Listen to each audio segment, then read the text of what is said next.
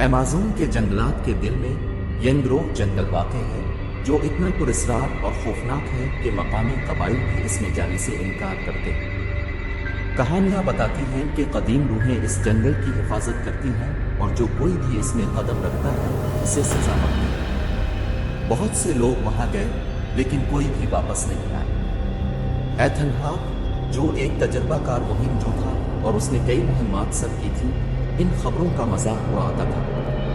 उसने अपने आप को सबसे ज्यादा खतरनाक मकामात की खोज में माहिर बनाया था और उनके राजों को फाश किया था।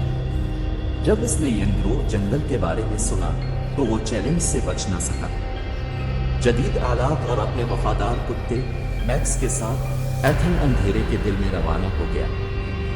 पहले चंद दिन बगैर किसी वाक़ये के गुजर गए। जंगल घना था, दरख्त इतने बुलंद थे कि सूरज की रोशनी को रोक देते थे और हवा में नमी भरी हुई थी। एथन ने अपने सफर को मुकम्मल तौर पर दस्तावेज किया, पौधों और जानवरों को नोट किया।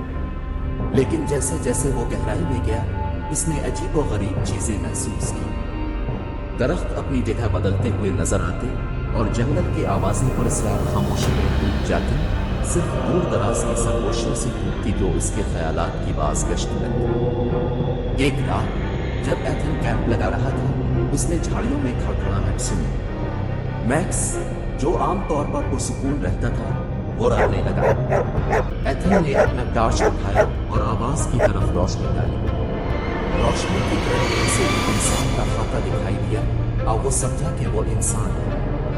इसकी जिल्द पीली और काई से ढकी हुई थी, आंखें खोखली थी और वो गैर मामूली झटकों से चल रहा था। कौन है वहां? एथन ने आवाज दी, लेकिन वो शख्स बगैर आवाज के अंधेरे में गायब हो गया। बेचैनी के बावजूद एथन ने अगले दिन आगे बढ़ने का फैसला किया। जितना वो आगे बढ़ा, इतना ही वो परेशान हो गया।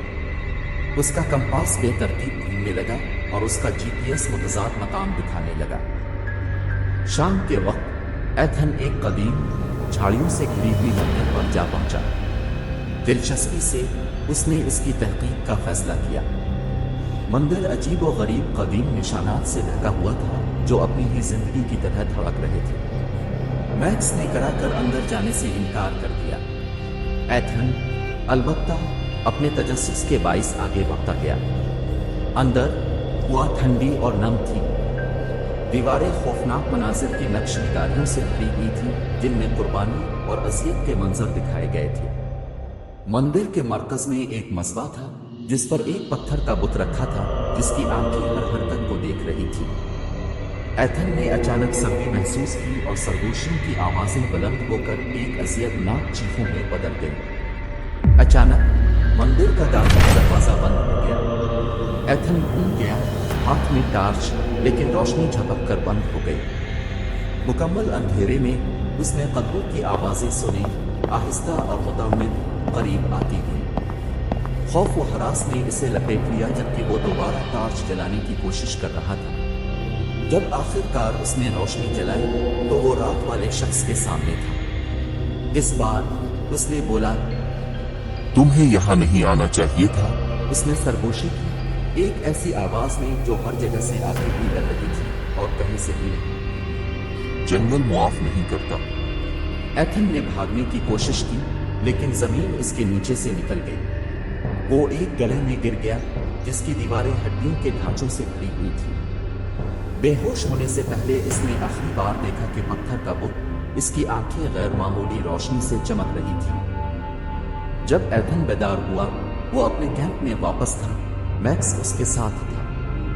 कांपते हुए उसने मुहिम छोड़ने का फैसला किया, लेकिन जब उसने जंगल से निकलने की कोशिश की तो उसे एहसास हुआ कि वो एक ना खत्म होने वाले चक्कर में फंस गया है। जिस भी संप में जाता, वो हमेशा वापस मंदिर पर पहुंचता। दिन हफ्तों में बदल गए और एथन का दिमाग टूटने लगा। सरगोशियां चीखों में बदल गई और मुर्दा अफराद के खाके इसके हर कदम पर उसका पीछा करने लगे। मैक्स कब का गायब हो चुका था, जंगल में इसे निकल गया था।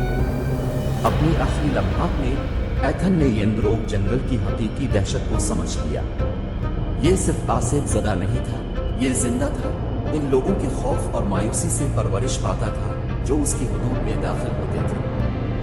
اس کے جریدے میں آخری اندراج بمشکل پڑھی جا سکتی تھی، کپکپاتے ہاتھ سے لکھی ہوئی۔